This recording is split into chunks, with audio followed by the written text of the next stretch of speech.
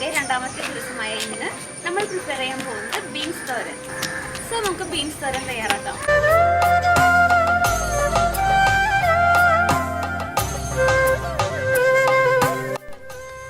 ചൂടായ പാനിലേക്ക് 2 table spoon വെളിച്ചെണ്ണ ചേർക്കുക.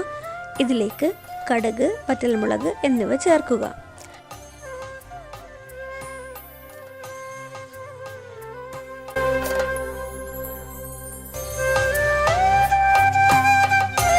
കടുക് പൊട്ടിത്തുടങ്ങുമ്പോൾ അരിഞ്ഞു വച്ചിരിക്കുന്ന ബീൻസ് 2 കപ്പ് ചേർക്കുക.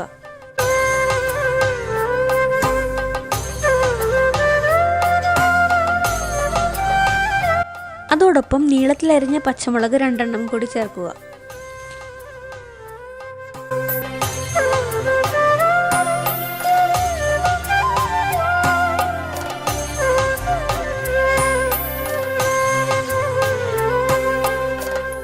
ഇതിലേക്ക് ആവശ്യത്തിന് ഉപ്പും അല്പം വെള്ളവും കൂടി ചേർത്ത് മിക്സ് ചെയ്ത് 2-3 മിനിറ്റ് നേരത്തേക്ക് അടച്ചു വെച്ച് വേവിക്കുക.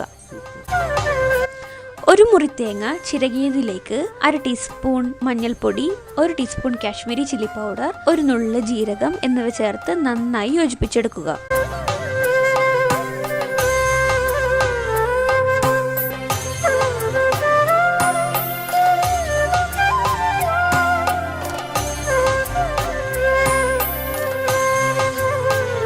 ഈ മിക്സ് ബീൻസിലേക്ക് ചേർത്ത് യോജിപ്പിച്ചതിന് ശേഷം 1-2 മിനിറ്റ് അടച്ചു വെച്ച് വേവിക്കുക.